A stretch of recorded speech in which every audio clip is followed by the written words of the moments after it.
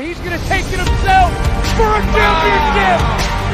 A double play wins it the break. Turn it to the end zone. What a catch. McKay's on touchdown. Into the layup goes at the buzzer. Elijah wins it.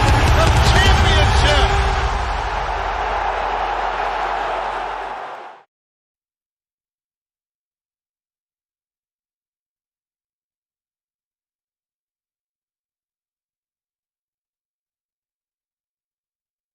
He's going to take it himself for a championship.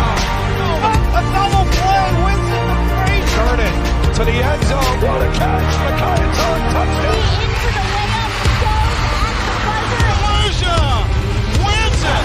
The championship.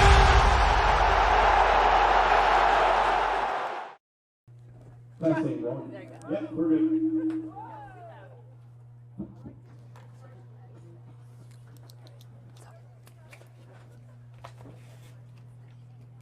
He's going to take it himself for a championship.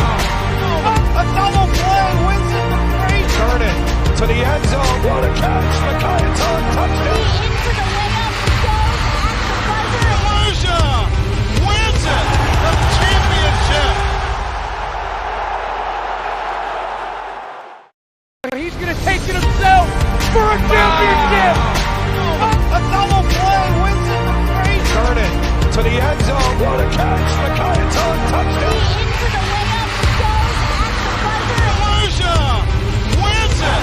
The championship.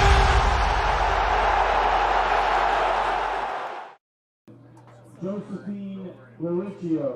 Number 14, Lucy Fishkin. Number 21, Madison Cyrus. Number 10, Lauren Willison. Number 9, Amita Diop.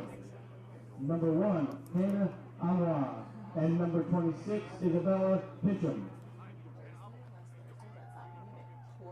And for your number 2, Livingston Lancers, Jessica Oji, number 1.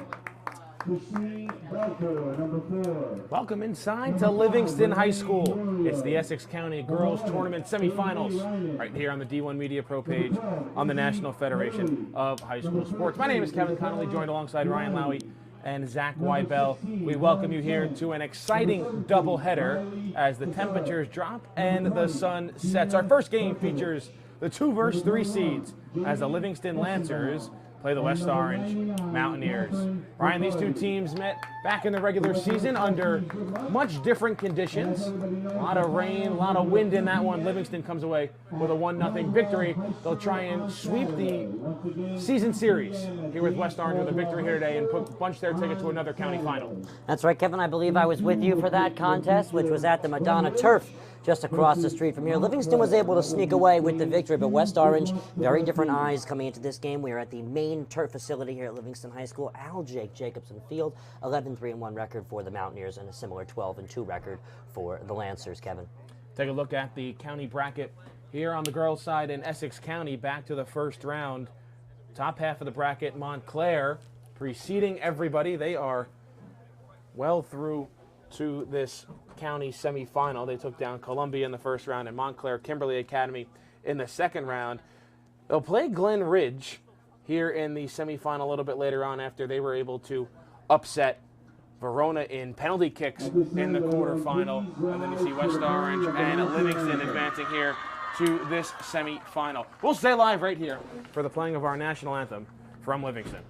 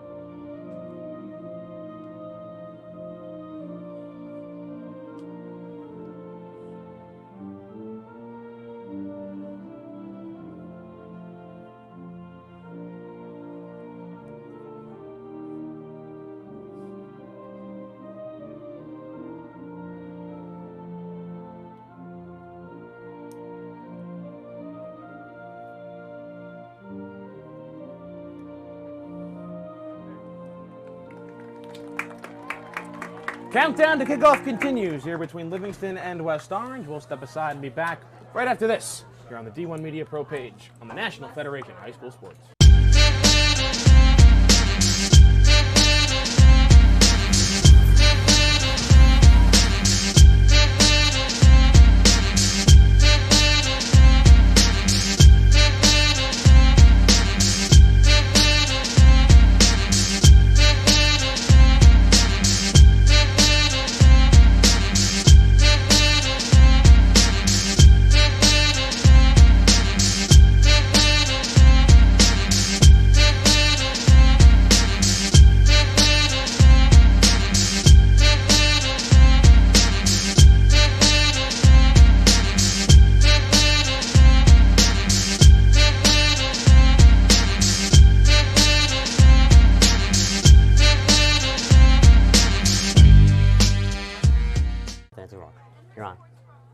Welcome back here inside the Livingston Athletic Complex at Al Jacobson Memorial Field. Kevin Connolly, Ryan Lowy here. Game number 1 of the Essex County Tournament semifinals.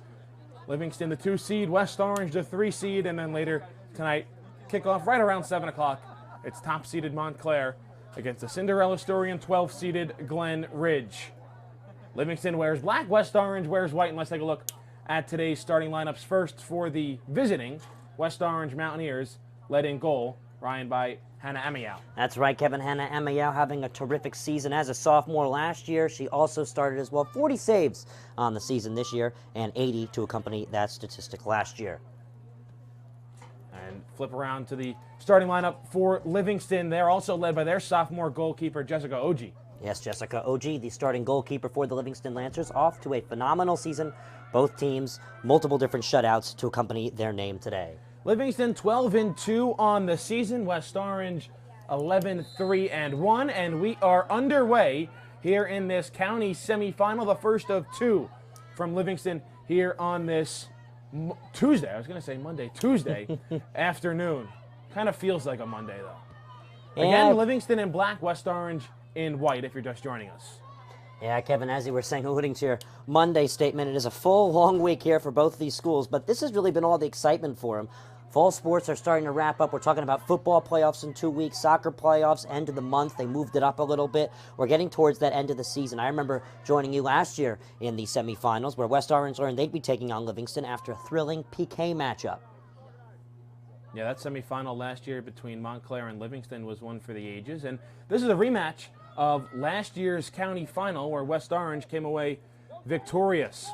In fact, West Orange on the verge of sweeping Livingston last year in girls soccer until the Lancers were able to upset the Mountaineers in the state playoffs.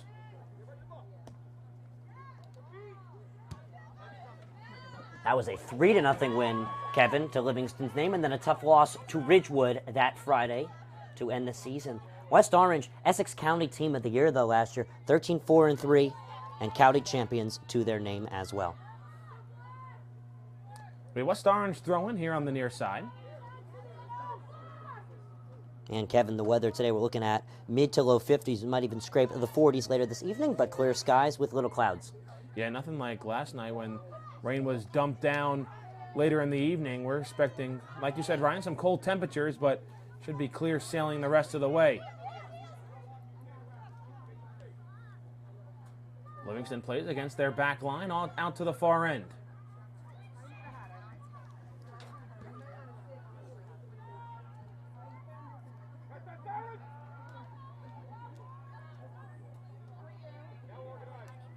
Kevin, one thing interesting to note, the attendance tonight, not as large as we remember last year's attendance in the Essex County semifinals and finals matchups. I remember it being just packed, especially at Caldwell and at Milburn for both semifinal matchups. Boys semifinals tomorrow from Milburn, 5 and 7 p.m. start. Seton Hall Prep and Livingston at 5, and West Orange and Eastside at 7. Both those games can be seen live right here on D1 Media Pro. Championship games Saturday, this Saturday, October 22nd at Caldwell. Girls scheduled for 2, boys scheduled for 4, and you can catch both live right here on D1 Media Pro as well. West Orange tries to play in their attacking third. Both teams feeling each other out here in the opening 3 minutes. Again, it was a 1-0 victory for Livingston when these two teams met in the regular season in a really cold, rainy, sloppy game.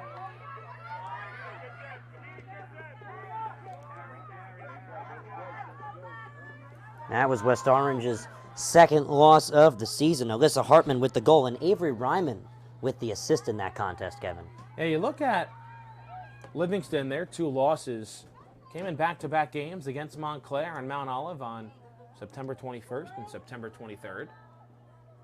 Yeah, that was a Wednesday evening and a Friday evening. Talk about both games. They were phenomenally played by both sides. Mount Olive, one of the stronger programs in Morris County, as their semifinals are happening this week as well, with the boys playing this evening out Mount Olive High School. But in conference, only 1 loss for Livingston. That was Montclair. They're playing next versus Glen Ridge. To get to this point, it was a 6-1 win in the first round for Livingston over Nutley. And then in the quarterfinals, 2-0 victory against Newark Academy.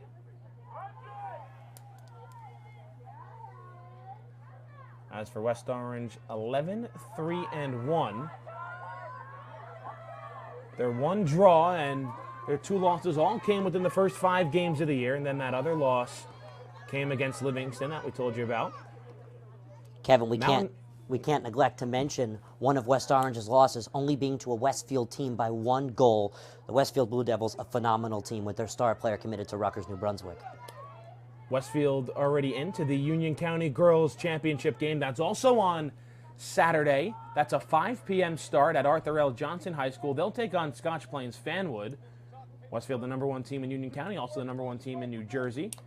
Catch the Union County Boys and Girls Soccer Championships on Saturday, also live right here on D1 Media Pro. But for West Orange, they play a lot of low-scoring games. You see a lot of 1-0, 2-0, or 2-1s on their schedule.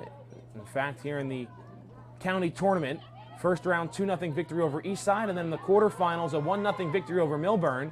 Second 1-0 victory over Millburn of the week. They played them last Monday and then also played them on Saturday.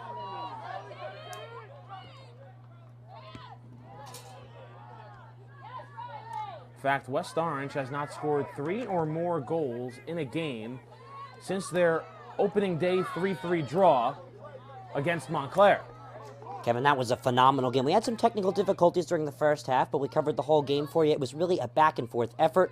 West Orange came atop first. Montclair then put 3 goals in.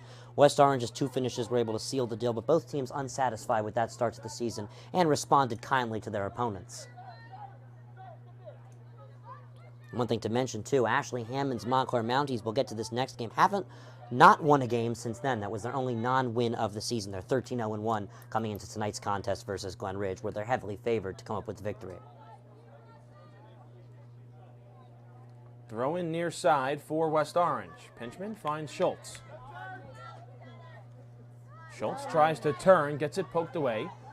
Played back in the middle of the field.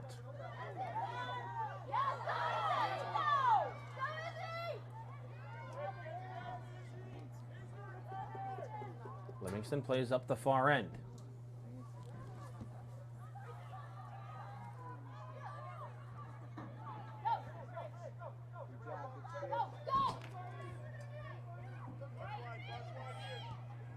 Ball's played towards the middle. Lucrecio is there for West Orange. She'll bat it out. Catherine Riccardi gets a foot on it before it's taken away. Now dropped back for Livingston. They'll try and rifle a shot. It's played short off Amiel, and she's able to recover on the rebound. That's Amiel's 41st save of the season. Amiel, a returning goalkeeper for West Orange last year. 80 saves on the season with Jessica Welcome accompanying her. This year, she's so far the only goalkeeper to put up statistics for the Mountaineers.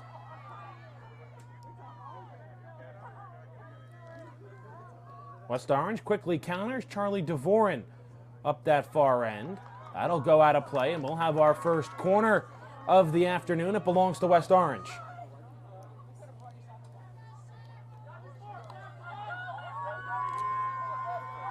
Now, Kevin, while we have the time, we haven't gotten to our player to watch yet today for West Orange. That is most definitely Jaden Schultz. The recently committed Boston College commit has been doing an excellent job all year, pioneering the midfield, moving the ball up from the defensive side.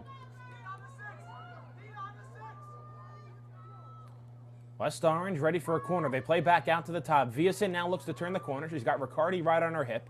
She sends a cross that gets blocked down in front by Kristen Belcure. And out to the far end and out of play, and a throw in for Livingston.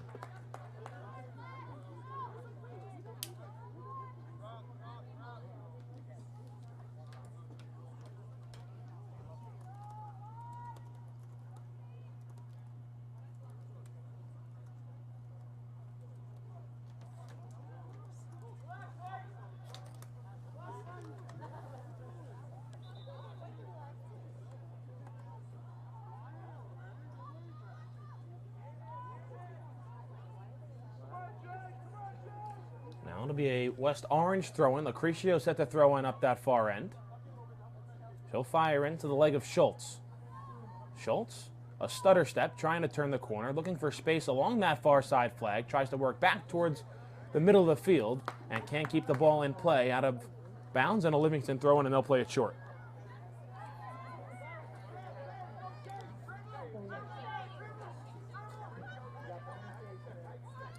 Ton of room to work for Renee Diorio.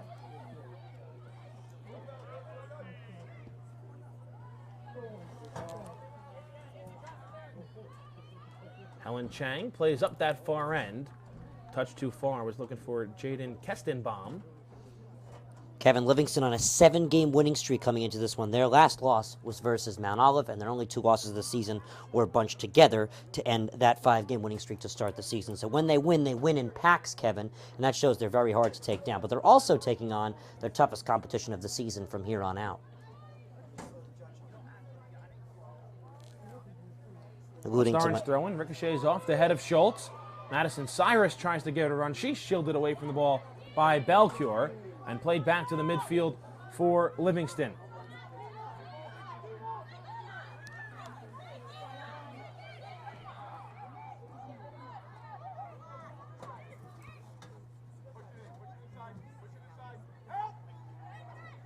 Diorio to Riccardi. Kevin, Livingston with a tough matchup against Kearney. They have 2 regular season matchups scheduled after this one before they get their playoffs underway towards Halloween.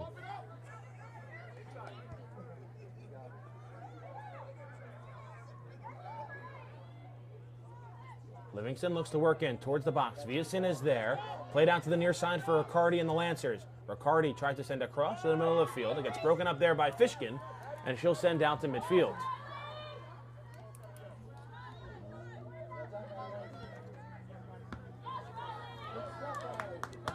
That one ricochets well out of play here on the near side.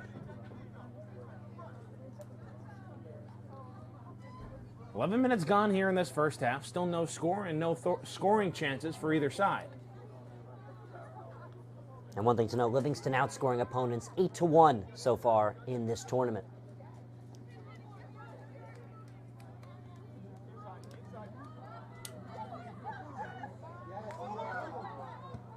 Dina Bakovic tries to split defenders.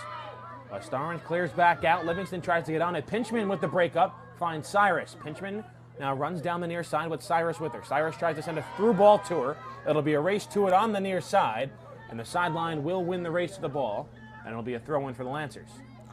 A special thank you to Mr. Lorenzo Sozio and Mr. Frank Bufolco. Sozio, the AD of Mount St. Dominic's Academy, and Frank Bufolco, the athletic director of Millburn Millers, for directing the tournament this year. And of course, as you said earlier, Kevin, the finals is scheduled for the 2 or 4 o'clock spot at James Caldwell High School this weekend on Saturday.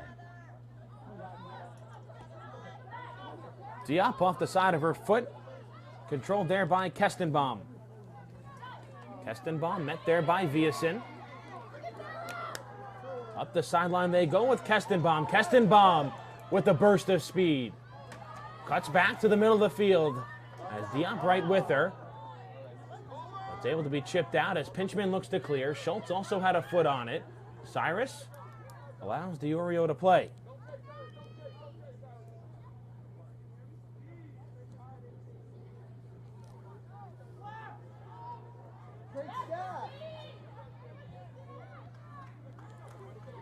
Kevin, I think one of the most interesting parts of this contest is that when these two teams play each other on the girls' front, it is almost always at Livingston High School. Yeah, that was certainly a talking point among many in the West Orange circle. Specifically that game in the regular season that was played here at Livingston. But this one, real no choice. Before the season, girls semifinals were slated to be played here at Livingston, and just so happened that Livingston qualified for the semifinals. West Orange will throw in on the far end. Crowd still filing in after kickoff. 26:35 left to go before intermission.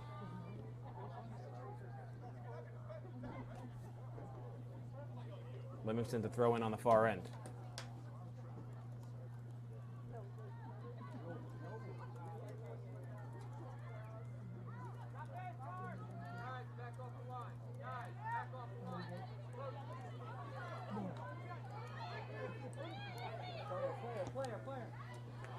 Kevin, both these two programs on both the boys and girls side have really proved their potence and importance here in Essex County, as they will both be in action tomorrow on the boys front at Milburn High School on the D1 Media Pro page on the NFHS Network. The 5 p.m. slot and the 7 p.m. slot will be hosting both games, and Kevin Conley and I will be on the call tomorrow.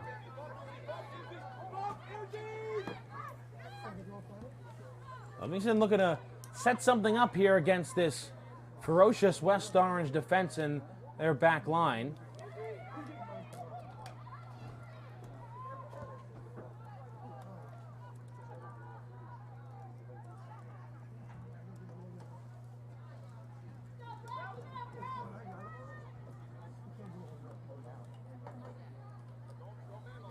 I mean, both these back lines and defensive cores are outstanding. One of the reasons why both these teams got to this point, and that's one of the reasons why all 4 teams are still remaining.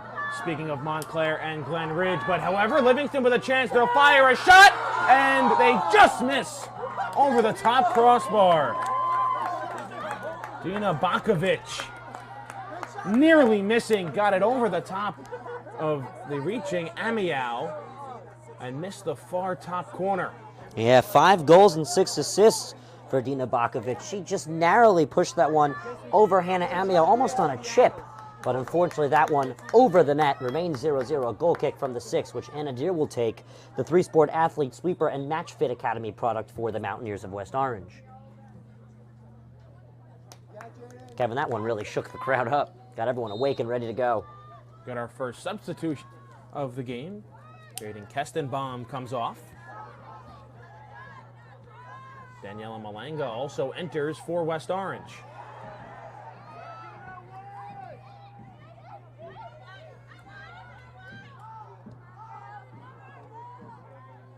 Diorio near side. Stops and shanks Malanga, but drops back. Keeley, Lucrecio denies that cross and sends back out to the top. Or Belcure will get on it there. And there's the press from Madison Cyrus that we see all year. She really knows how to wear down, a defense just brilliantly. And she scares a lot of teams like Montclair, which we saw in the second half of the opening game of the season, from controlling from the back. Diorio looking to set up a cross. Diop blocks it down. Malanga clears out, but not far enough as Livingston will get back on it. Keeley plays towards midfield as Belcure finds Riccardi in the middle of the field.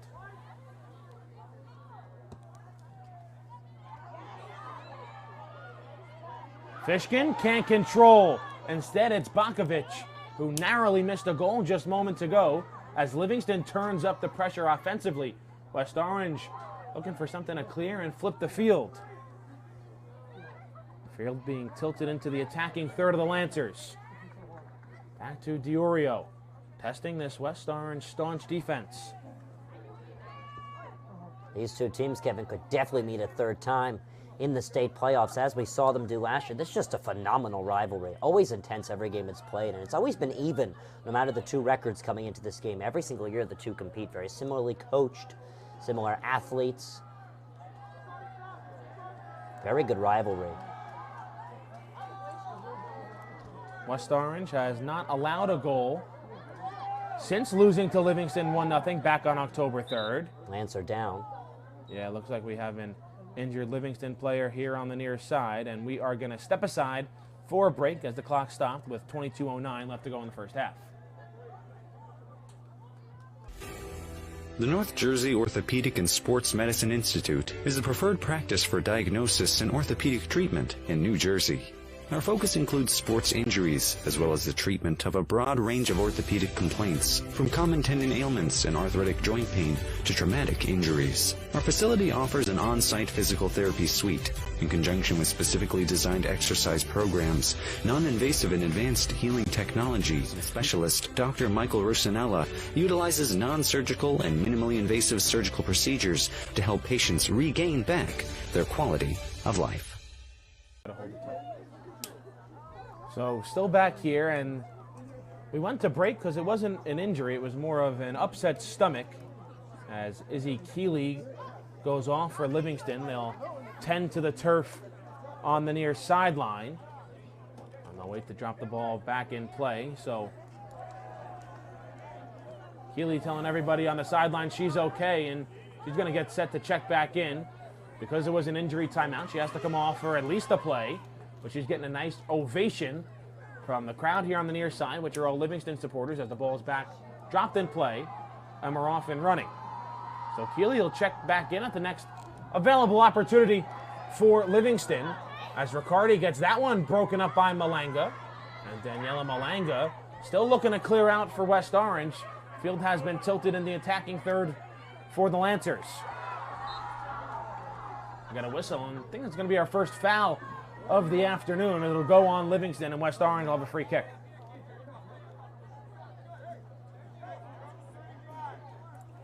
So far, Kevin, we're looking at an 80-20 possession difference. Livingston really controlling the ball just brilliantly from all the way up top to the bottom. And also shots on goal as well, they've completely controlled today. You don't want to keep harping on how good this West Orange defense is, but it does tell the story for this team this year. I mean, that's how they're winning games. You go all the way back to their September 19th victory against Bloomfield, and since that 2-1 victory, they've only allowed 3 goals during that time span. So this West Orange team has conceded 3 goals in just about a month. That'll win you a lot of games, as Livingston is able to make their substitution, and Keeley will come back in. And Kevin, funny you mentioned the Bloomfield game. That game was actually delayed, I believe, an hour's time due to weather. Yeah, heavens opened at halftime. Teams came back after the second half, and referees, luckily that Bloomfield, there was a little field house that the teams could go in, as it absolutely downpoured with thunder and lightning. That's kind of the only reason why that game did get delayed for about an hour, because there was thunder and lightning. I mean, we certainly had our fair share of games over the past couple of weeks where it has downpoured and they've just continued to fight on and play on.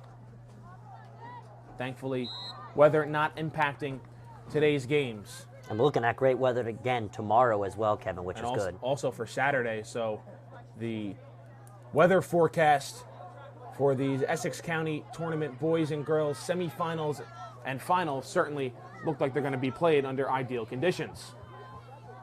And we are really starting to get that summer to winter transition within the fall right now. It's very chilly. We're looking at mid-60s daily. So starting to feel the transition. That's the one interesting thing about high school soccer. Starts off completely warm, ends very chilly. Football and soccer state playoffs, Kevin, we're all bundled up. Look back at week 1, we're in our shorts and a t-shirt.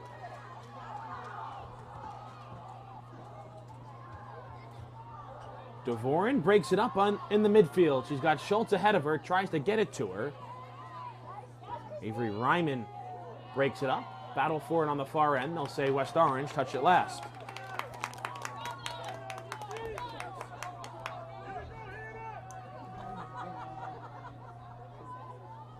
Kevin, I think one interesting thing to note for the tournament is that this might be the first year, I think, in a long time, or at least in my broadcasting career, we're seeing an SEC Liberty Division team in the semifinals of the girls' soccer tournament this year.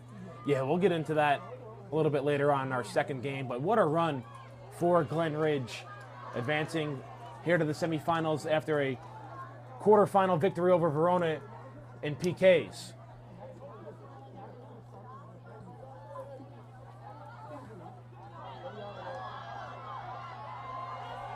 Malanga gives chase on the back end.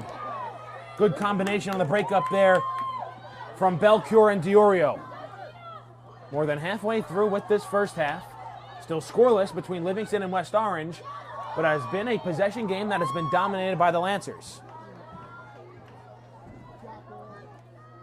Kevin, this game has always been, in the past couple of years, a battle of the best defenses that you can see in New Jersey girls high school soccer. So that's the interesting part of this thing, too, is that on breakaways, teams have very trouble breaking away with the soccer ball because of the strong defense that they run into. You take a look at the sweeping of Anna Deere and the sweeping of Lauren Belcure, both very tall and athletic figures that are very tough for offenses to get around, specifically Anna Deere on the header, Kevin. Well, here comes Bakovic.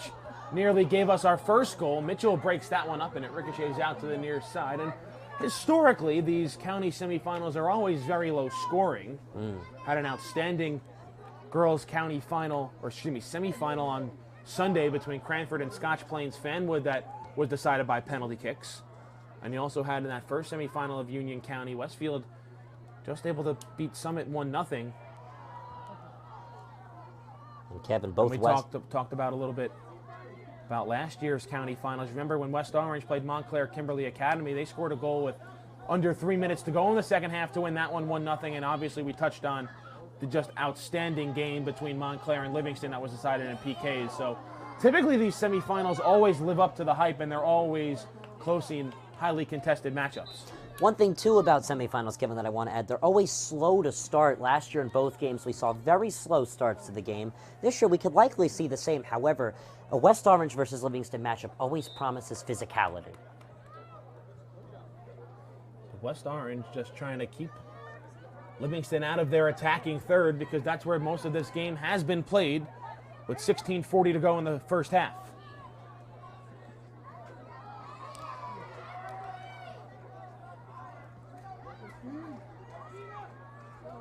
We didn't see this much possession from Livingston in their 1-0 victory over West Orange. Saw it more in the second half. But West Orange was able to create some offense in that one, despite not getting one past Jessica Oji, who has not been tested whatsoever so far here in the first half. Yeah, well, she's building a house. It's been very busy for Anna Amiao. She's only had a save or two so far today, but all the pressure has been on her end and near the 18. And the one shot from Bakovic that somehow just was a hair high of the top post. And Kevin will testify from this angle, it looked very promising. It was a beautiful chip shot over the head of Amiao. Near side throw in for Livingston. It's dropped back to Keeley. She'll send across. DeVoren blocks it out with the body, but then it's controlled by Ryman. Viason able to get a foot on that one as it spins back out to Renee Diorio. Riccardi tried to squeeze one through Diop as Viason clears out. Cyrus couldn't control and sent back into the Livingston attacking end. Lancers will drop back.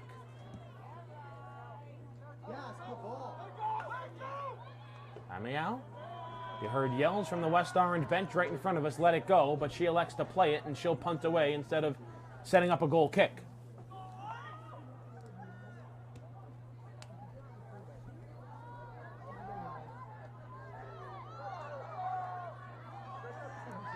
Cyrus finds the cutting Malanga.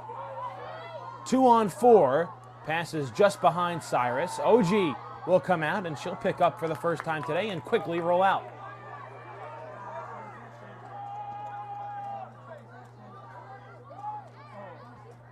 And Jessica Oji, a part of a very athletic family here at Livingston High School, as her brother Ray Oji, a senior, off to one of his best cross-country and track seasons so far this year.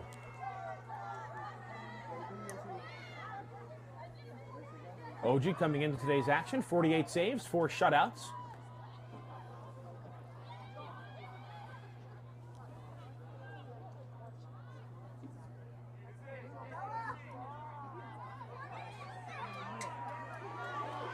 Livingston with space, they'll fire a shot. Amiao comes out. She's bobbled a couple of those saves, Ryan, but she hangs on. Yeah, that's definitely been one of her weaknesses this year, is catching the ball in the air, but she gets her body in front of it just brilliantly, and she's not afraid to be physical attacking breakaways. That's been her key. She'll punt away. It's short, controlled there off the foot of Ryman. Cyrus challenging Belcure on the midfield line. Of this play to Bakovic once again. She has space. Bakovic denied. The rebound comes out. Sent back in, just wide, near side. The chances piling up for Livingston, but they can't slot one home, and we're still scoreless with 13 minutes to play in the first half. Kevin, on the West Orange side of things, that is a highlight reel save right there by Amia. She laid out, knocked the ball down with her hand. Then there was a little bit of luck to it, but just a phenomenal sequence of events for her. And Livingston, again, were unable to capitalize on a key opportunity. It was Bakovic, Ryman, Deani all in on the action for Livingston, and no one was able to get one through the goal of Hannah Amiau.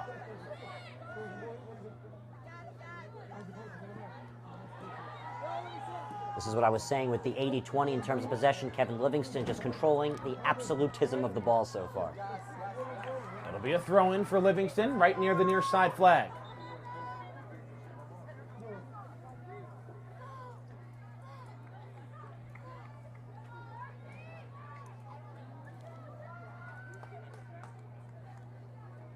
And a reminder to tune in this Friday. It is senior night for West Orange football as they'll be hosting Irvington, a 7:30 kickoff, and 7 p.m. will begin the senior night festivities live on the NFHS network. I'll be on the call, presented by D1 Media Pro.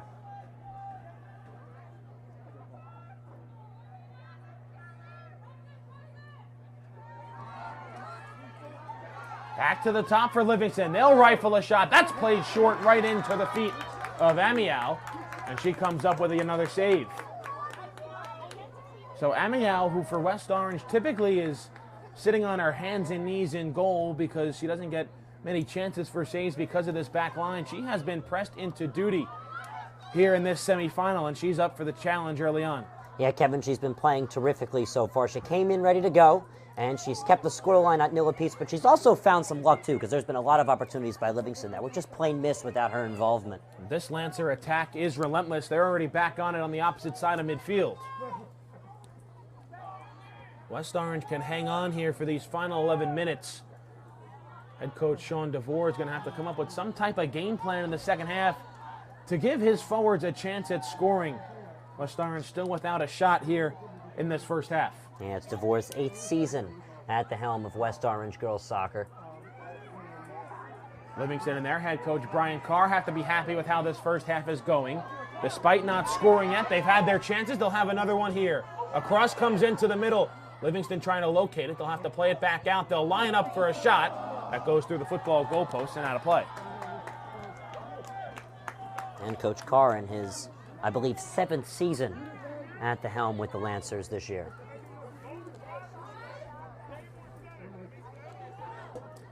So now West Orange gets their awaited goal kick. It'll come from Deer.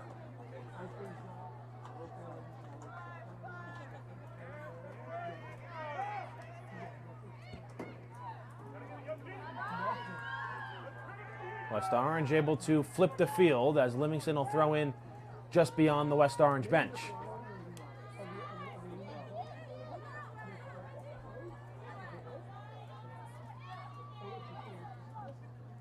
Keeley plays to Ryman on the far end, and now up to Chang.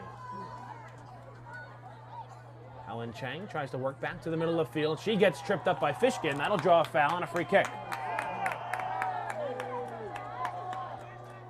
Livingston with 7 opportunities so far, Kevin. West Orange, a slim to none scoreline in that statistic. So free kick for Livingston just inside the 40. Under 10 minutes to play before halftime.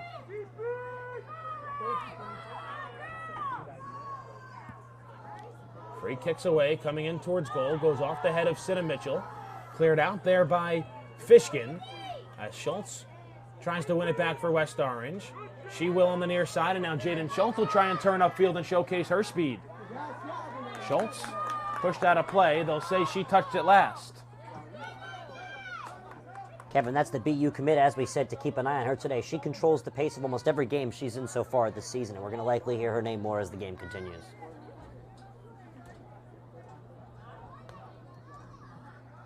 Another Livingston throw-in. It's played short. Malanga keeps it in play, and then an outstanding play off the throw-in from Diorio to keep it in. She collides with Viasin. They'll get the foul on Livingston, and West Orange a chance to break their end on a free kick.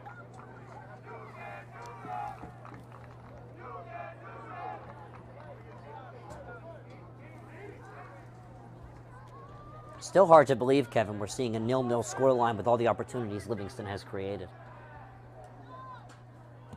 Well, Mitchell on the free kick. She'll send downfield, trying to find Schultz on the near side, who has one of the Livingston captains, Diorio, right on her hip, and Schultz sends out of play.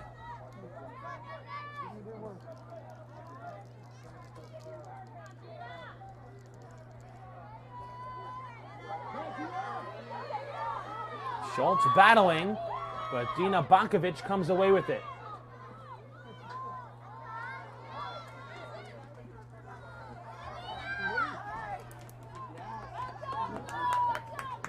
Out of play, and another throw-in, this time for the Lancers.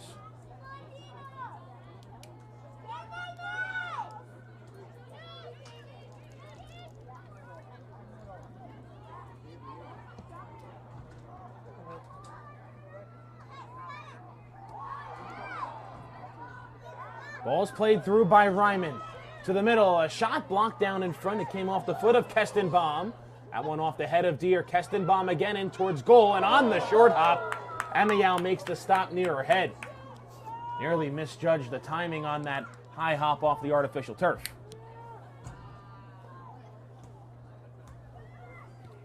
Punt away into a slight wind in her face. It's short and a line drive. And Livingston immediately right back on it.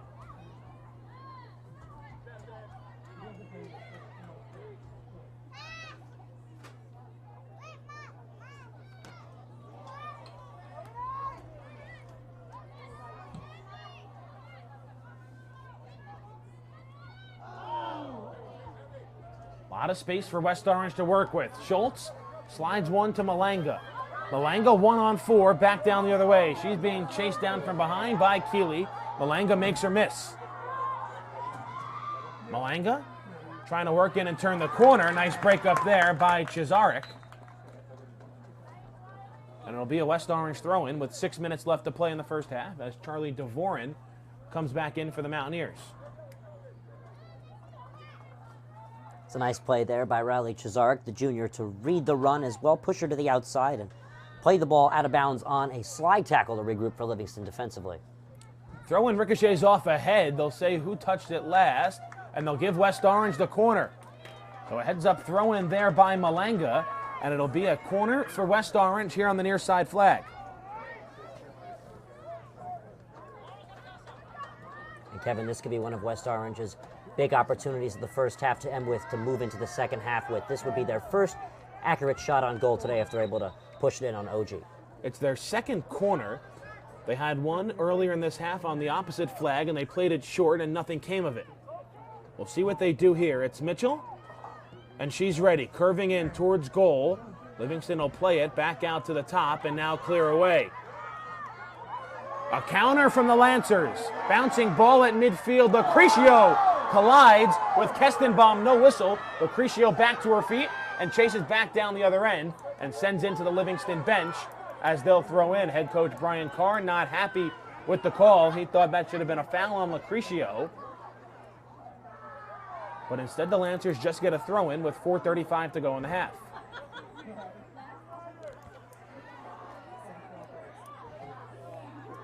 That collision shook up the crowd, Kevin.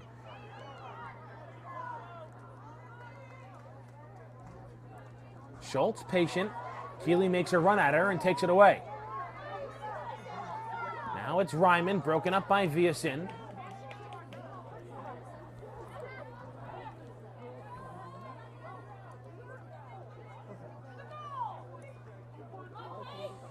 Kevin, I think one interesting thing is that we haven't really seen one player, besides maybe Reykjavik's many opportunities, really stand out this half and prove their dominance. Malanga and Viasin converge on Bakovic there.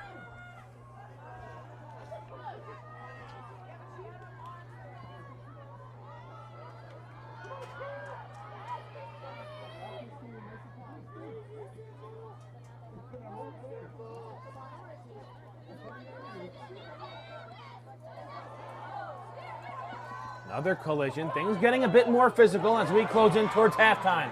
Nice move there by Kestenbaum, but Mitchell recovers defensively. Diop helps her out.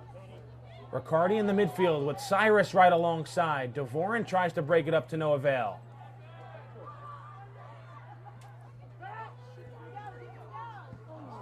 Nice break up there by Fishkin. Able to flip the field as Schultz will give chase, but the first one on it and played back towards goal. Cesaric to OG, and OG picks up. Kevin, we were waiting for that call to come in. It's a pass right back to OG, and OG picked it up. Coach Dvorin has the right expression on his face. That call cannot be missed.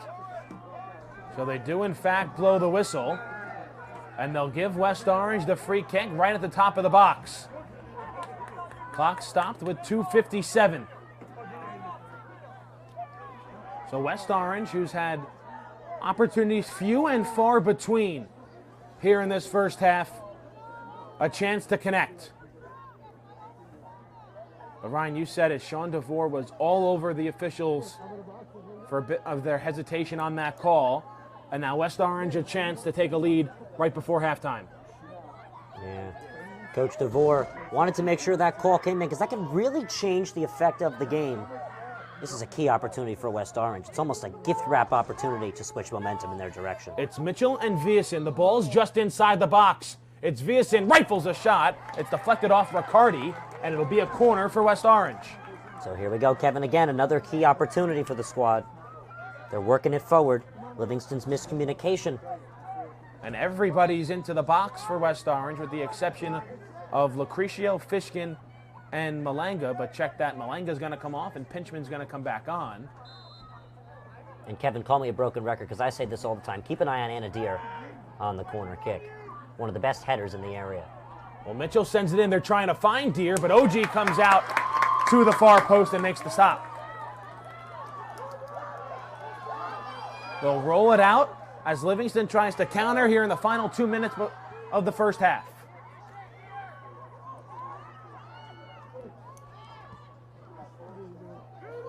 Flow of the game picking up just a bit here as we close in towards halftime as West Orange gets some sustained pressure in their attacking third. Like this from Jaden Schultz. Schultz weaving, twisting, turning, somehow stays in possession, then gets it knocked free by Belcure. Schultz takes her down, and the player Belcure takes her down, but Cyrus is right back on it. Cyrus sends across, Pinchman is there, OG the stop, and OG fields it off the bounce. Kevin, OG's getting tested. She got the beginning of the game to get ready as all the pressure was on Ambiau and the Mountaineers, and now OG reading these crosses just brilliantly. She's there before the ball. She saw that one coming. It's called soccer IQ at its best. A minute and 20 left before we take our halftime break.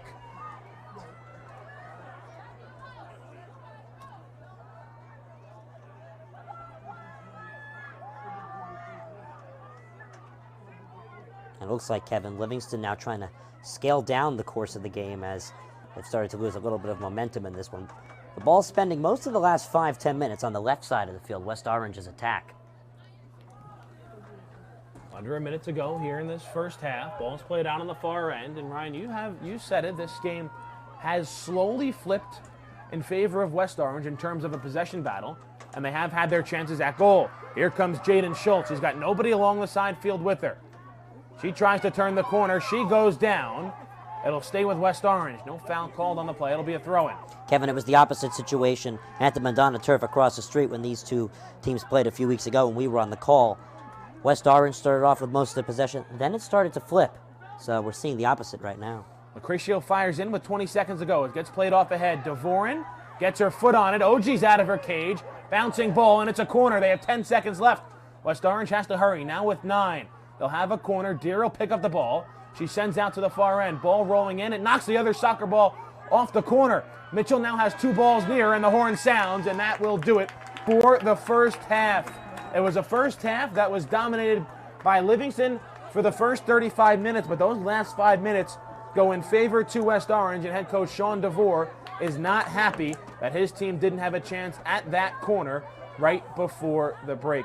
We'll step aside for our halftime break. We are still scoreless between West Orange and Livingston here in the Essex County Tournament First girls semifinal of the day. Still have Montclair and Glen Ridge to come right around 7 o'clock. Don't go anywhere. We'll be back with second half right after this.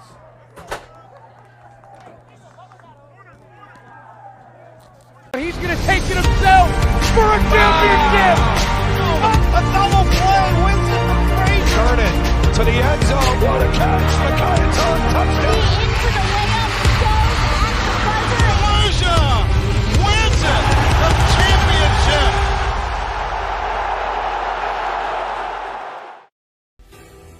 The North Jersey Orthopedic and Sports Medicine Institute is the preferred practice for diagnosis and orthopedic treatment in New Jersey.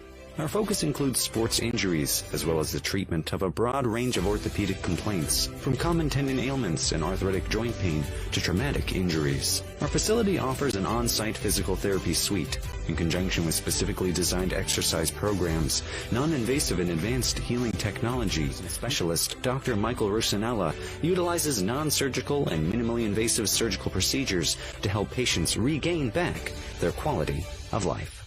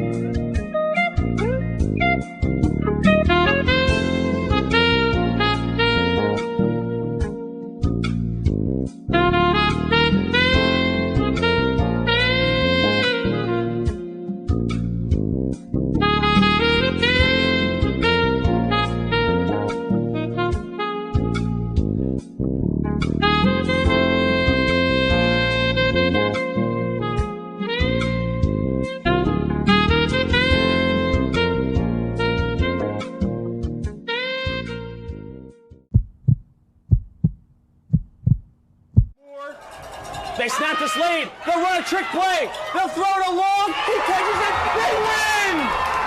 A trick play from St. Peter's Prep wins it in overtime. J.D. Farkas looking to work in. There's a stutter step. He lines up, and we're tied at 3. Camacho with 6. Armstrong the steal, all by himself. Take flight, Mark Armstrong. Oh, that's how the third quarter ends, with an exclamation point from the Villanova-bound senior. Last minute of play here in the first period. Marauders walk in at the circle. They'll send one in. They score! Oliver Harag gets the Marauders on the board with 56 seconds left to play in the first period. Walk in here. Payoff pitch is smoked out to left. Rapinski gives Prep a 2-0 lead. He took the payoff pitch and belted it way out of here. The designated hitter stays hot for the Marauders, and Prep's up by 2.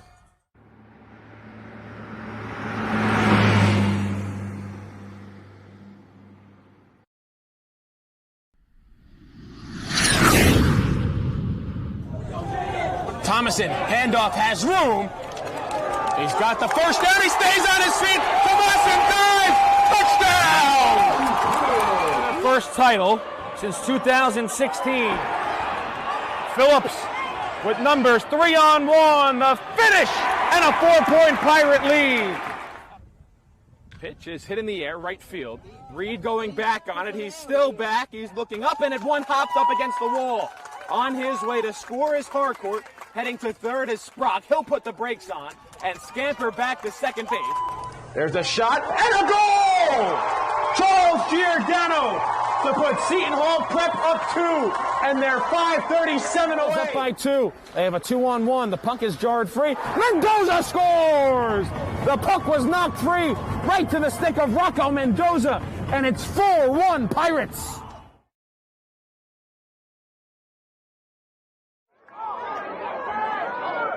And you go to the air again, and they. And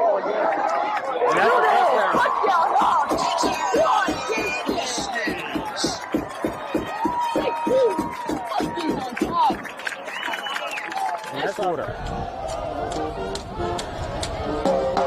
Gordon, back to pass. Gonna throw a deep ball, far side. Caught! Touchdown!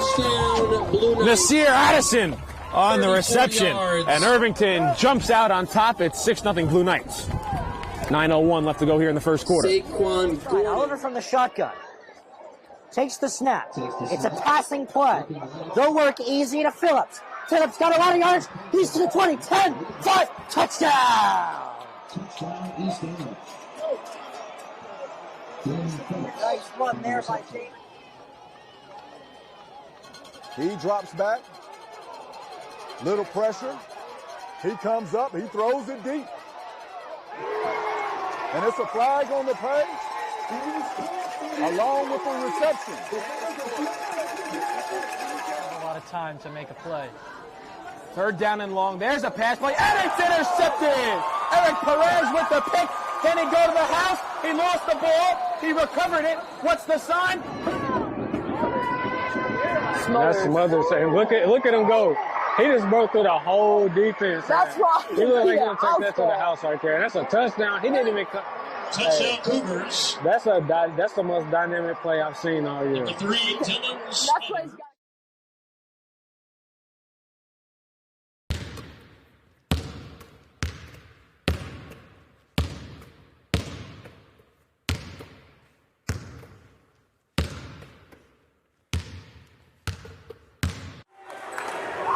Glover, one-on-one with the basket. Oh, Jaden Glover with the windmill to send this place into a frenzy. And to the corner, Lawrence. No-look pass and whip. Welcome back here to Livingston High School, getting set for the second half here of our first semifinal of the afternoon. We're scoreless after 40 minutes between second-seeded Livingston and third-seeded West Orange. Kevin Connolly joined alongside Ryan Lowy.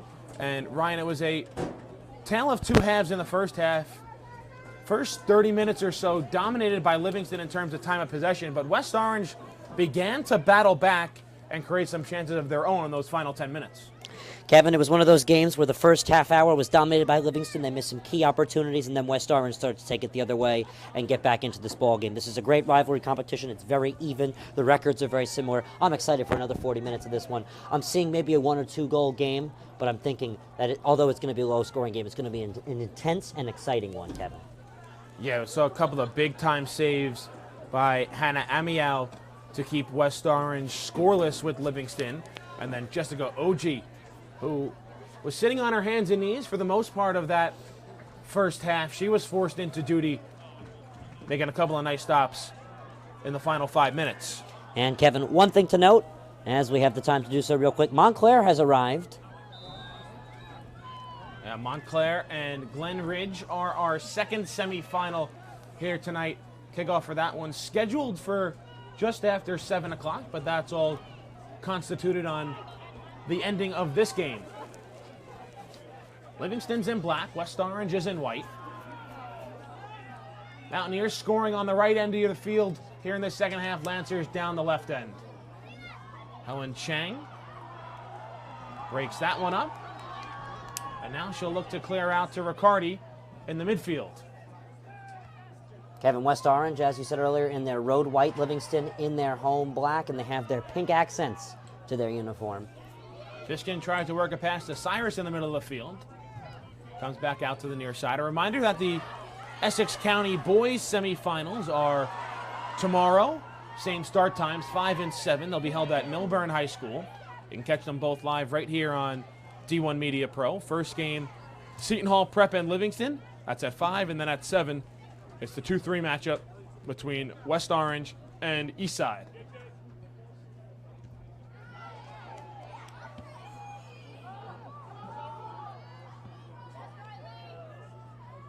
Kevin, one thing about these two teams, they're both sweeper-stopper formatted teams. They both have the last line of defense that always comes in sweeping, saving the day. It's one of the reasons why we don't see too many goals given up, and that's really the reason why this has always been a low-scoring effort between these two teams over the years.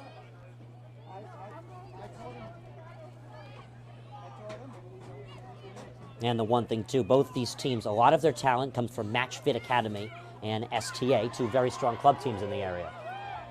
West Orange changed the formation up a bit. That's Lucy Fishkin trying to go towards the end of the field. She makes a nice move to create space. Tries to send a pass in, fanning on a clearance attempt, but Jaden Schultz wasn't able to get there.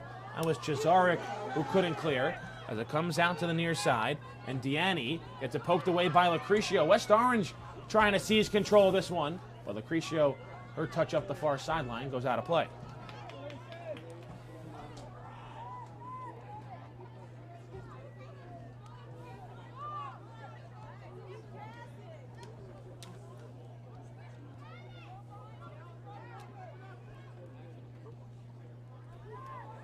Kevin, this is Livingston now trying to set the pace again for the second half. Last time they held the pace, for those of you who missed the first half, Livingston opportunity after opportunity after opportunity. If it wasn't Hannah Amiel, it was just pure luck for West Orange to hold the score at 0 apiece. But then West Orange started to pioneer something late. Couldn't get anything out of it either in the few corner kicks they had to end the first half. Viason on the far side. Tries to work herself back to the middle of the field. Drops back for Cyrus. Can't get one through to Dvorin. As Chang breaks it up and sends to Dina Bakovic. Bakovic had the best scoring opportunity for Livingston in that first half. Beautiful ball that was just sent over the top right corner of the goal.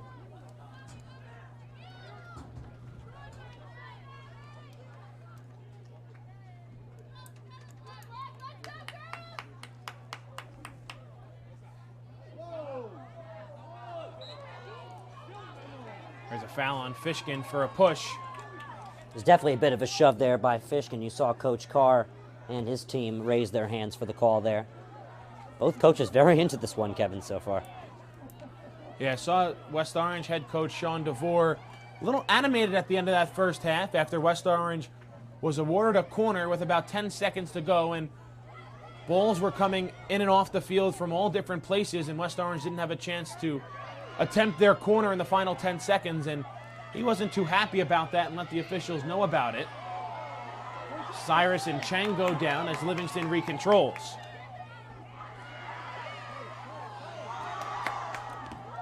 Acrecio sends right off the shin of Ryman. Acrecio controls, and Chang takes it right back. Looks like West Orange has changed up their formation a bit. Yeah, not Coach Nevins. Coach DeVore was telling me before the game that all year we've seen different formations between the squad. We've seen 5-4-1, we've seen 3-5-2. It's been different throughout the season's entirety, Kevin, so they're really just trying to see what works for them. That first half didn't really gain their possessionary needs.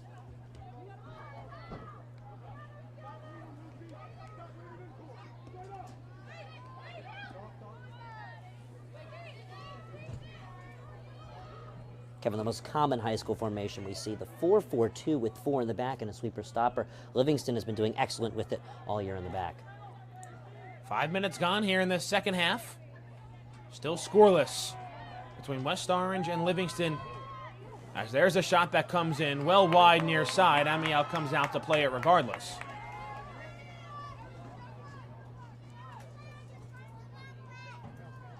Two teams blessed with good goalkeeping for the next couple of years. Both these goalkeepers, it's a battle of an underclassmen sophomores matchup. Yeah, you would imagine you're going to be seeing these two goalies go against each other for these two schools for the next 2 years. Amiel and OG, both sophomores. Kevin, most say Livingston's toughest rival is Milburn. I think in soccer, both boys and girls, it's been West Orange as of late, no doubt about it. Devoren turns the corner on the near side. Chang hounding her down from behind. Devoren looking to send across. It stays in on the ground. Comes back out to the near side where Livingston will keep it in play with the foot of Avery Ryman.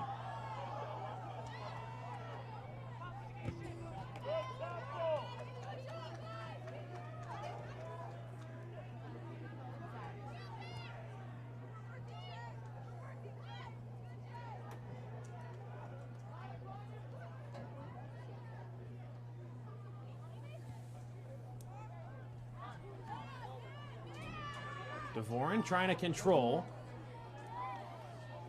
Bakovic was hounding her from behind. Cesarek.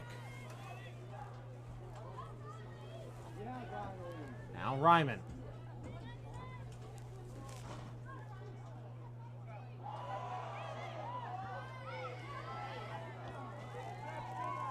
Mitchell tries to find Schultz. Schultz controls. She has nobody alongside of her. She tries to turn the corner to go 1-on-4. Schultz now gets doubled on the sideline. Livingston wins the throw-in.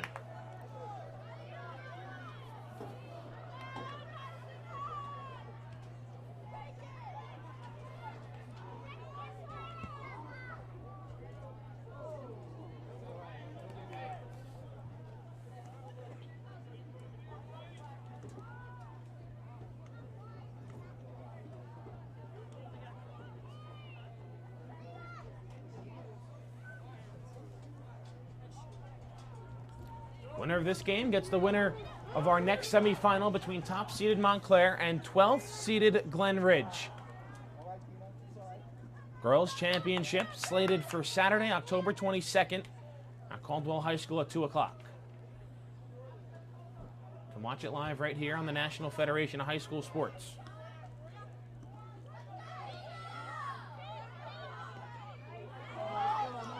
Ball's played through near side, controlled by Livingston. Deanne's cross comes to the midfield. Viason breaks it up for West Orange. Going down on the play for Livingston was Kestenbaum, as she got the bad brunt of Viason's clearance. Now it's Riccardi. Riccardi a shot, two knees goes Amiel to make the stop. Ryan, some of these stops by Hannah Amiel haven't looked the cleanest, but they're effective. No, Hannah Amiel has kept the scoreline at 0. About 6 saves today for her, and a lot of luck with a couple of shots have gone over her head, but just for the most part, she's really been doing an excellent job keeping this game the 0-0 scoreline, Kevin. I think we can agree that this has been a goalkeeper's kind of day, at least on the West Orange side.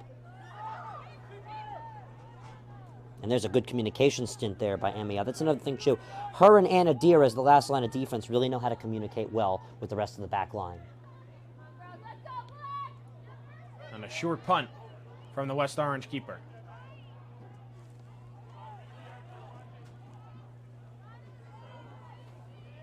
Substitute waiting for each team, Kevin.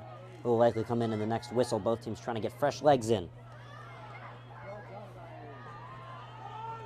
Ball's back in the midfield. Fishkin to Dvorin. 10 minutes gone here in this second half.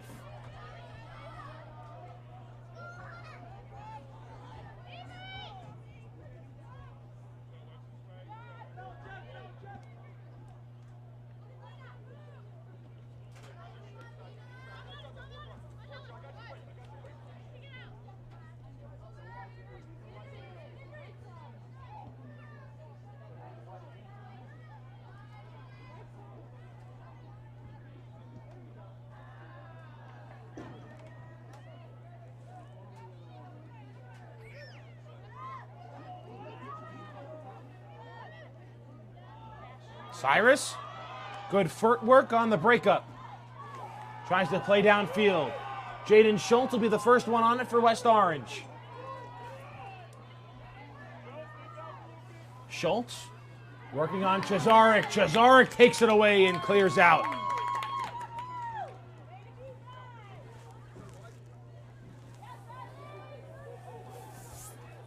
Which defense is going to blink first? That might be the difference in this one. This time it's Livingston with a chance to attack. Looked like that might have been a cross. That goes wayward. It's spinning out to the far end. It'll be a race to it, and it'll be a West Orange throw-in. Kevin, that a quick sequence of event for Livingston to put on the pressure. Near side to that one, Montclair and Ashley Hammond's team now starting to walk on over towards their bench. And under a half hour's time, we'll be getting ready for their effort versus Glen Ridge in the second semifinal. Well, the referee stops the clock with 28:50 to go, and now it looks like she'll have a brief chat with, I believe that's Kristen Belcure. Looks like they're looking at the back of her leg. Yeah, maybe a whatever it potential is, cramp. she says it's okay. Typically when they're doing that, you would imagine it would be some type of bleeding or blood on the back of their leg or uniform that they'd have to get cleared off, but that doesn't seem like it's the case.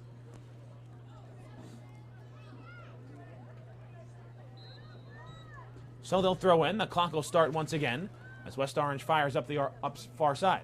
Yeah, Kevin's looking like Belcure, maybe cramping up a little bit, holding her back leg as the sweeper for the Lancers.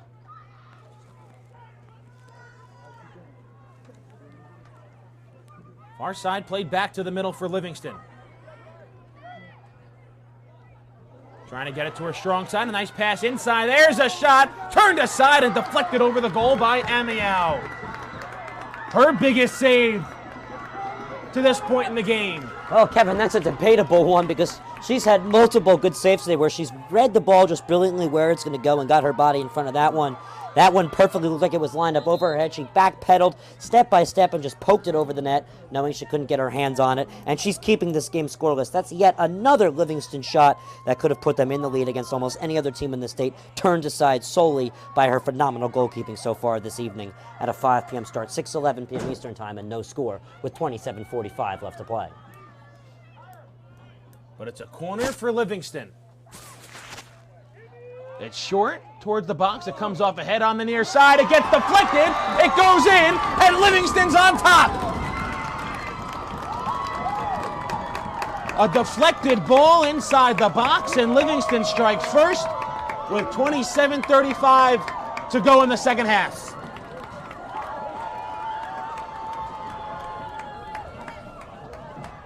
The corner was short and right in the middle of the box. Deflected off a couple of legs, and West Orange unable to clear. Amiel unable to recover, and Livingston scores and breaks our tie here in this semifinal. Having a shape-shifting goal that we've been waiting for all game as Livingston just kept putting on the pressure. It was definitely due to happen, due to all the shots that came in. And wasn't any fault to Amiyawa. She was in the brilliant spot for it. She was just shielded off the ball by an onside Lancer and was able to put it in and make it a 1-0 difference this evening. And again, the winner, Kevin, Essex County Tournament Finals. These two teams played each other last year. It's a rematch to West Orange's 1-0 victory. Livingston holds the 1-0 victory.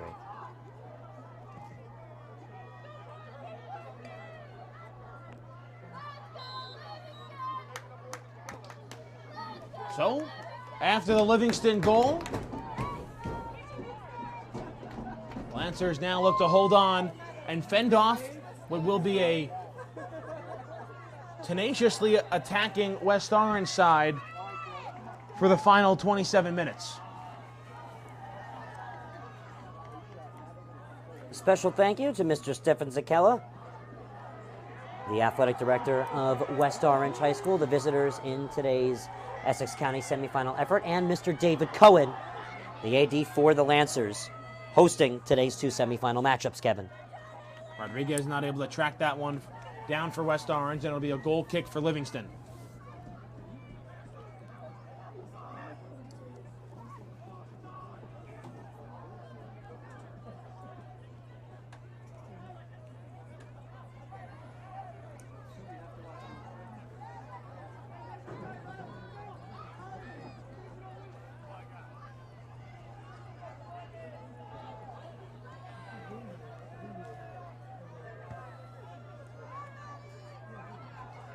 Cyrus, Malanga has to contort her body to try and locate the pass.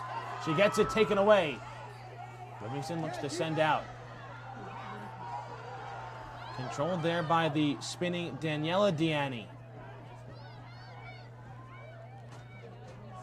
Chang in the back. And with a work around Schultz, finds Ryman. Chazarek to Keeley. And now on the far sideline, Livingston goes.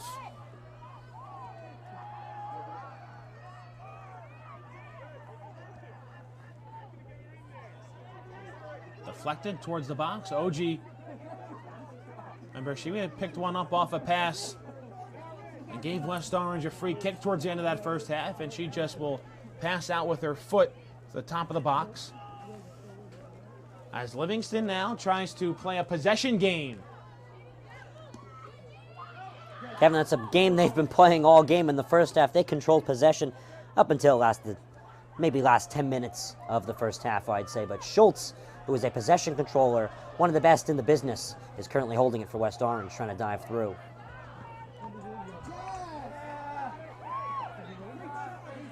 Rodriguez slow to get up for West Orange as the Mountaineers will throw in.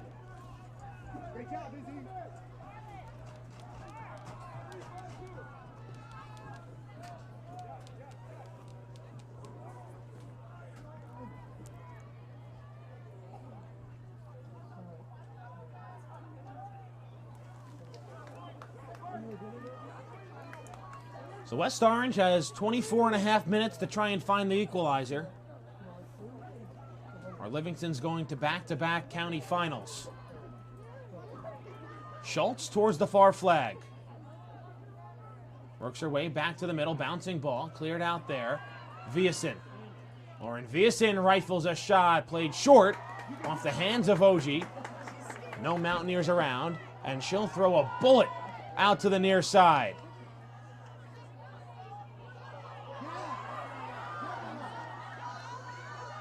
Malanga hounding Isabella Diani on the near side.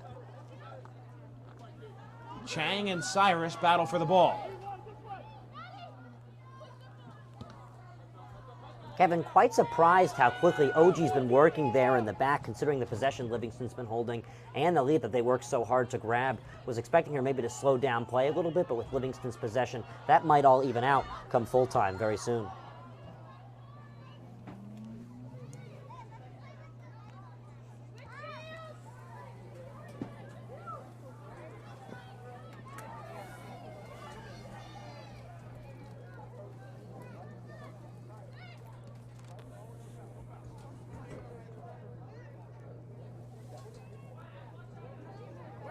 Schultz keeps her balance, also keeps her possession.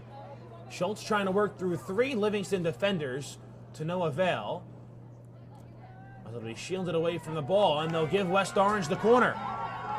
So here's another opportunity, Kevin. What we've seen from corner kick, excluding the first one of the game for West Orange, was that it really pushes the momentum swinging in their direction. They had a lot of opportunities at the end of the first half off the corner kick, Kevin. It'll be their first corner of this second half with just under 23 minutes to play in regulation. Plenty of time, too. 22:35 for West Orange's potential comeback efforts. It's Sidda Mitchell on that far flank, but West Orange will make a substitution. Charlie Devorin comes in for Daniela Malanga.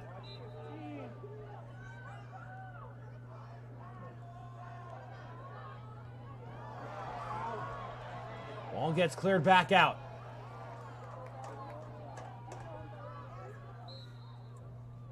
And it goes back to the Mountaineers.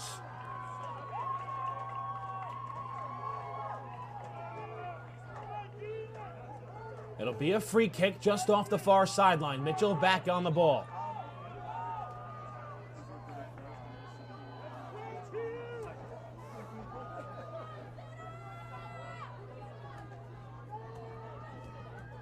Mitchell sends the free kick in towards the box. OG, a collision. West Orange puts it in, and they'll count it. Diop scores for the Mountaineers, and we're tied at 1. That's a case of the right place, right time. Diving in was OG, trying to bat it away, gets by her, and then Jop just bangs it into the back of the net with nobody in front of her, Kevin. It was Schultz and OG who collided. Both aggressively tried to play the ball. Their collision allowed the ball to drop, and it was Jop who punched it to the back of the net, and we're deadlocked at 1 with 21 and a half to play in regulation. Talk about the intensity of this one, Kevin, and how even these two teams are coming into this game. We knew this was going to be a thriller, Kevin. And the fact that it gets to end under the lights, too, just makes it so much more special.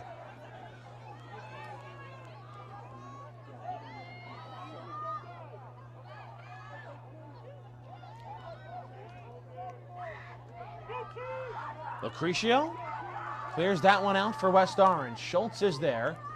Converging in on the play is Ryman. Schultz turns upfield. She has Cyrus downfield with her. She'll have to stay on side. Cyrus stops her run to stay on side. Schultz goes down. She draws the foul, and the ball will stay with West Orange. West Orange, just minutes ago, connected on a free kick that tied the game. Kevin, that free kick from far side, deep out, was placed right into the middle of trouble. And there was a lot of traffic today on the Parkway as that one snuck through and held it up. Now they'll go to the near side. It's Mitchell once again. Mitchell this time curves it in towards the box. Tries to set it off the head of Schultz. But Livingston clears out to the 35-yard line where Fishkin will send a high arcing ball back into the box. OG gives chase, as does Cyrus, who touched it last. West Orange did, and it'll be a goal kick. Cyrus bulleting on down there, and OG just let her go with it.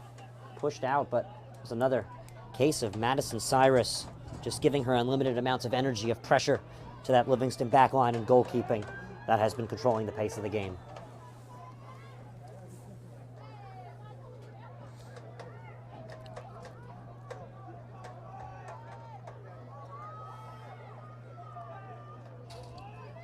OG, short bouncing ball on the near side. Bojkovic gives back. Ryman tries to control. She plays a touch out to the far side. We're more than halfway through with this second half.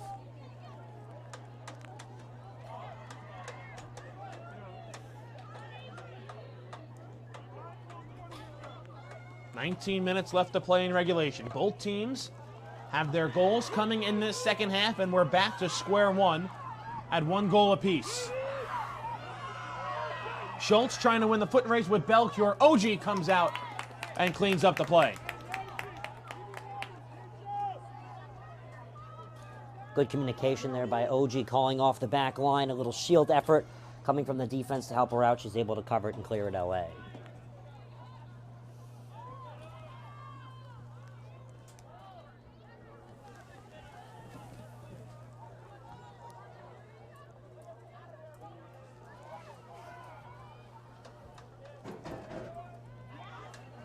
Apologies for this quick technical difficulties, excuse me, here on the D1 Media Pro page on the NFHS network.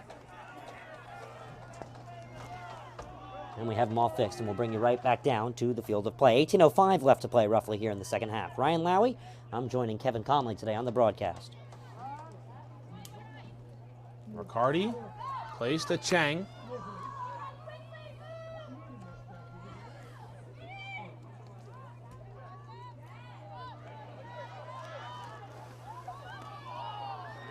Cyrus with space here on the near sideline. Cyrus looks to turn the corner. Belcure chasing her down. Cyrus sends a cross, trying to find Schultz, who gets taken down. There's no call. The ball's still loose. West Orange thought for sure they had a PK as Schultz was taken down by Ryman. Kevin, that was a crash course in between the 6 and the 18 right there. Now West Orange still on the attack. Viasin works back to the middle. Viasin trying to find Dvorin, and the cross is too far for her. West Orange sideline still upset that they didn't have a PK opportunity to take the lead after Jaden Schultz was taken down in the box on a pass from the near side.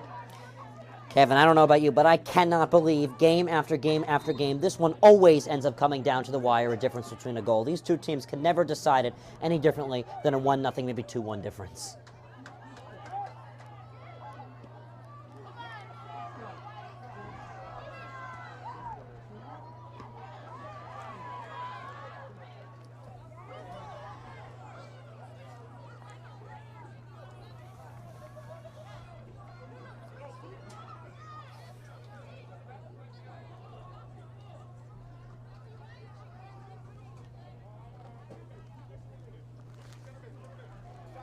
Lucrecio throws in for West Orange.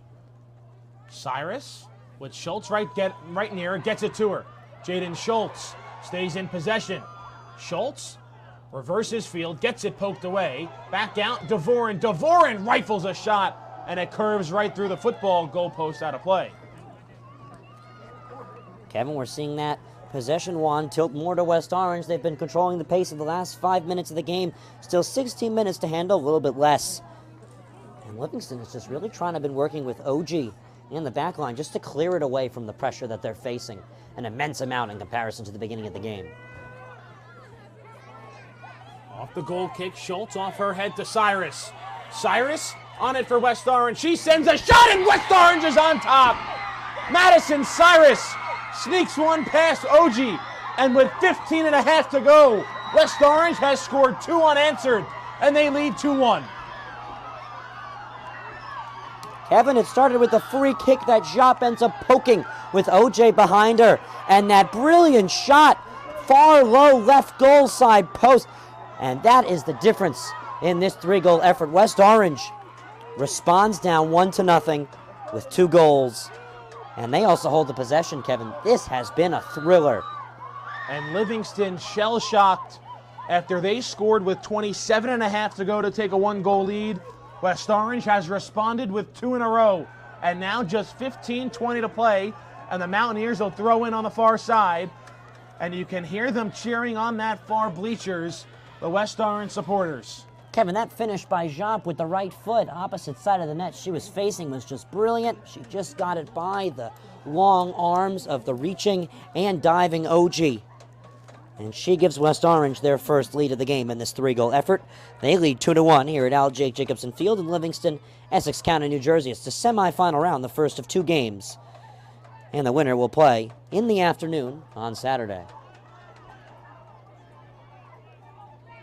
Kevin, the 2 p.m. slate and the 4 p.m. slate is what we are seeing. Cyrus trying to win it right back for West Orange.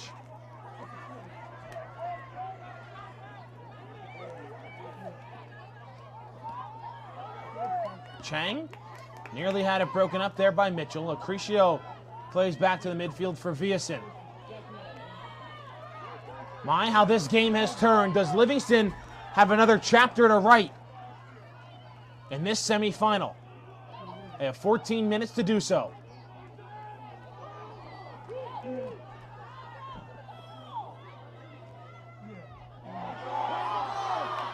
Late whistle. They will, in fact, though, get the handball on Mitchell. That one ran up her arm.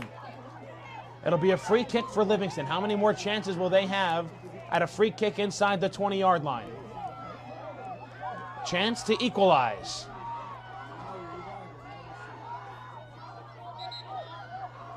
Deere comes right alongside Ryman to set up the West Orange wall. Kevin Jop in goal. Excuse me, not Jop in goal. In goal, Amiao seems ready, jumping up and down. Well, here comes Ryman towards the far post. Amiao deflects it aside. It would have stayed wide, but the West Orange sophomore keeper elects to play it. Kevin saw that one coming. She was jumping up and down on her feet, ready to intercept this one right into the boxes. That was where everybody was. There was no short option presented to Ryman. Dvorin downfield. Chazarek gives chase. OG in her box will pick it up with under 13 minutes left to play.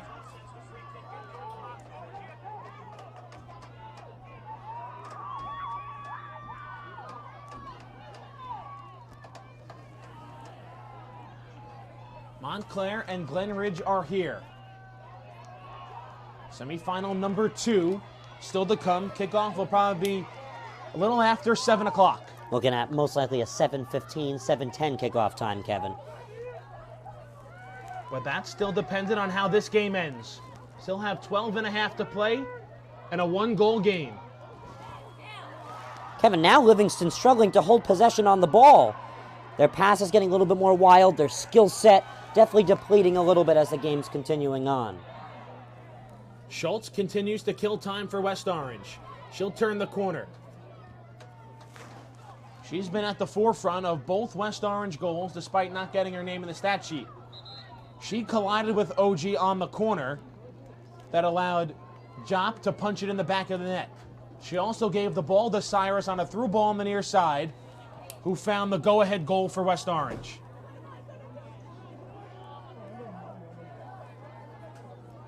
It'll be a goal kick for the Lancers.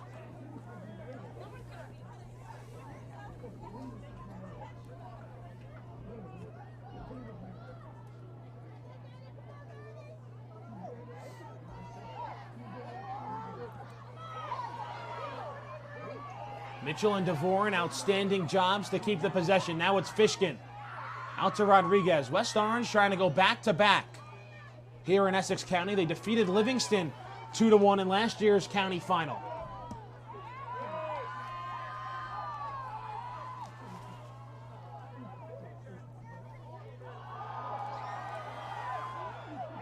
Schultz showing off the moves. Fires a shot in. It's played short through the legs of OG. And lucky for her, it missed on the near side. It was a good shot. It twiddled between her legs, Kevin. She got very lucky that that one didn't squeeze into the back of the net, but that was a very nice effort there by Schultz on the progression for West Orange. They're just continuing to put damage on that Livingston back line. Bakovic in the midfield. Tries to play one through. Played down by Deanne. Deanne drops back for Riccardi. They'll try and squeeze one into Kestenbaum. Kestenbaum's shot denied by Amiao. 10:20 to play. Kevin, that's the Pesa Academy product right there on the one-touch finish, planting her left foot, but Amiao read it just brilliantly.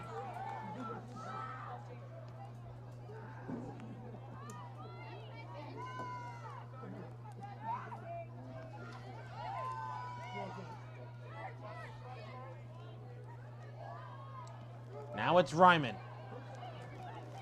Gives for Riccardi. Kestenbaum back to the top.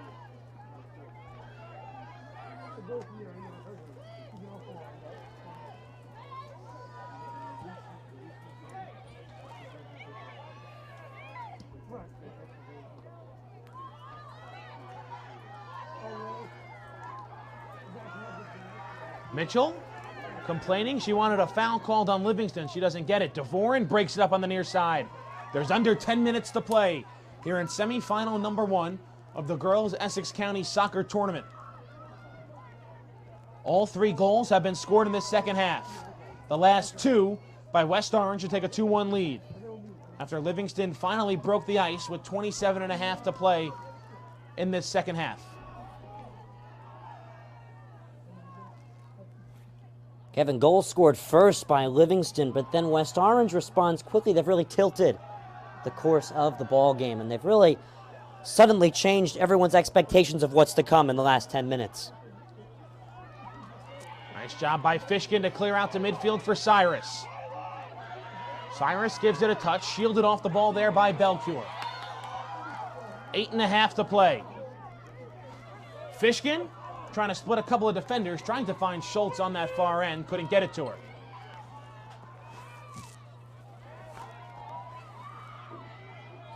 All the way downfield. Schultz and Chazarek battle. Cannot be kept on the far end, and West Orange will throw in, and now is the part of the game where they'll be in no hurry to walk over and throw in. This is where they're going to start to burn the clock. They have the possession on their side, Kevin, and they have the goal up in the 3-goal effort that we've seen today on the field. 8 more minutes left to play. 72 minutes played of our 80 minutes. We could see possible overtime, Kevin. It would be golden goal, 2 10-minute intervals.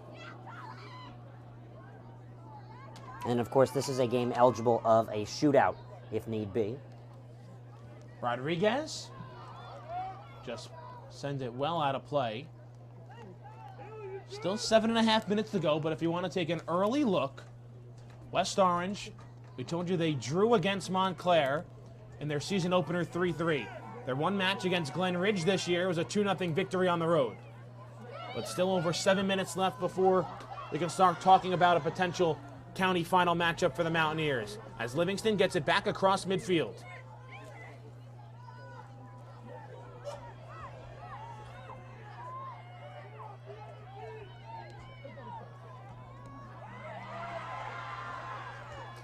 Kevin, this is the part in the game where you really want to see Anna Deere getting involved. Deere brilliant at clearing the ball away and burning time. She's got a very strong foot, and she can finish on the head for West Orange.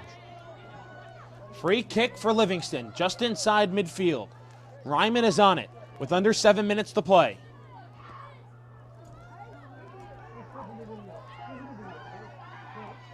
Cyrus clears out, and a good clearance that draws Livingston all the way to their back line. And Sophie Mintz, who just recently checked in for the Lancers. What a story for Sophie Mintz, Kevin. Torn ACL, then retore it. Now she's back in, but last year she was helping out the coaching staff after a tough injury to her career. Schultz tries to squeeze one through to Rodriguez, who won't be able to track it down on the far end. West Orange fans on that far sideline on their feet. And Kevin, that's one thing. Livingston, a 12-2 record. 4 players facing ACL injuries, just returning, if returning at all this year. So that's a huge milestone to overcome, and Livingston doing quite well at it, regardless of the fact that they're down by a goal. Here as the acting home team, although their home field that they're playing on should be considered a neutral site in this effort in the semifinal round of the ECT in 2022. Deere sweeps that one out. 5.5 on the clock. Livingston right back on it. Trying to get to her strong foot as Ryman, poked away by Fishkin. Out to the midfield where Mintz sends back in. Viasin breaks that one up, rolling back to Ryman. Ryman sends over the head of Lucrecio, in towards the box. Deere right there as it's dropped back for Riccardi. Riccardi's shot, punched out by Amiao, out to the far end. Rodriguez comes out of the pack with it for West Orange. That was a huge save there, Kevin. A lot of backspin on that shot, and it was poked away, and now here comes West Orange down the other side. Cyrus, a Madison bullet. Cyrus, who put West Orange on top. She's got Mintz right in front of her. On the back line is Cheng. She's got nobody else as now Schultz joins the play. Cyrus creates room, finds Schultz. There's the dagger! Jaden Schultz puts West Orange on top. And West Orange, for the first time since opening day, has 3 goals in a game. No better time for the Mountaineers to come with their offensive explosion than in the final 20 minutes of the second half in the county semifinal. Jop, Cyrus, and Schultz. And with 4:50 to go in half 2, West Orange leads by 2. Kevin, the finish by Schultz was nice, but that was just a brilliant play, beating Mintz and just pushing far side. The pressure we've seen from Cyrus all year long cannot go unnoticed, and she just helped put the dagger on for West Orange's trip on Saturday to James Caldwell High School. They're going to play at the house that James built with pride against rather Glen Ridge or Montclair. Livingston trying to put a heave on, though, but that is a huge finish. Cyrus, for what looks like she'll have the game-winning goal and the game-clinching assist.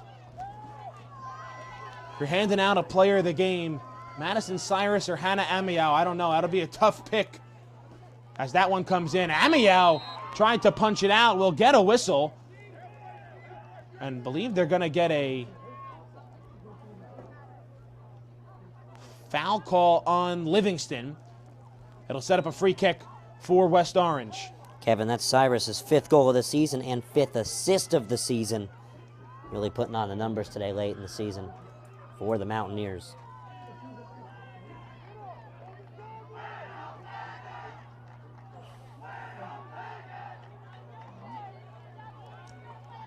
Three and a half to play. Livingston looking for a last-second desperation attempt. A bullet shot is turned aside by Amiao. She is racking up the saves. Ryan, perhaps the best performance of her career coming here tonight against the Lancers. It's an early career too, Kevin. Only an underclassman. 2 more left to come, and she's just playing absolutely brilliantly. No doubt about it, she deserved to start as a freshman. Oh, I'll hold my thought because Schultz is on a run. And Schultz looking for another. Jaden Schultz turned aside by OG. It keeps Livingston in the game as Schultz was looking for the exclamation point here on this one. Rodriguez breaks that one up. The advantage stays with Livingston with under 3 minutes to play.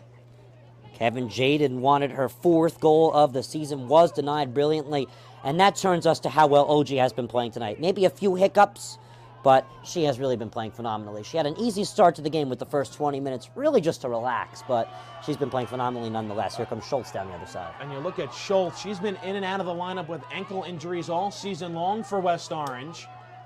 As she slides one through to Cyrus. Can Cyrus put the exclamation point on? Just missed over the top crossbar.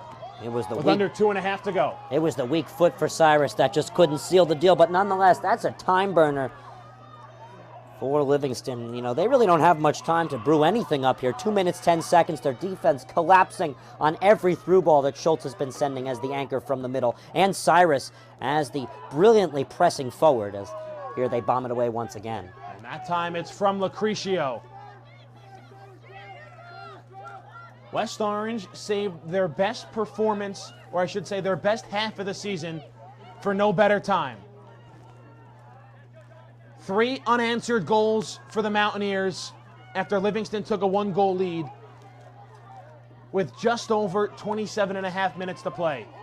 Jop, Cyrus, and Schultz, combined with the outstanding goalkeeping from Hannah Amiao as Jaden Schultz draws a foul call and sets up a free kick for West Orange that'll only bleed more time off this clock. Now 1:20 to play.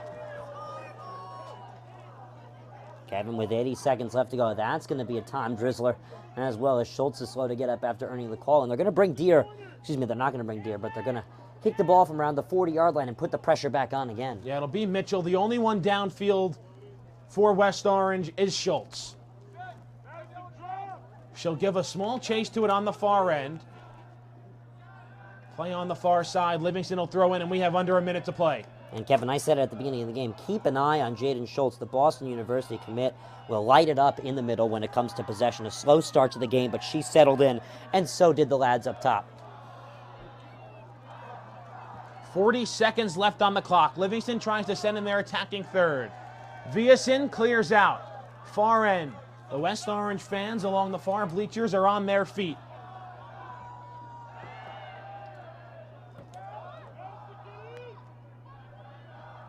Gianni taken down in the midfield. It's a foul on West Orange. They'll get it on Fishkin. It'll set up a Livingston free kick with 15 seconds on the clock. They'll bring it back to the midfield. It'll be Avery Ryman. She begins her run in towards goal. Spinning ball. Cleared out there by Deere. Riccardi got her foot on it. Lucrecio cleared out. 3 seconds left on the clock. The horn will sound, and West Orange caps off an incredible comeback. 3 goals in the final 20 minutes for the Mountaineers. A 1-0 deficit turns into a 3-1 win for West Orange, and they now await Montclair or Glen Ridge in the county final on Saturday.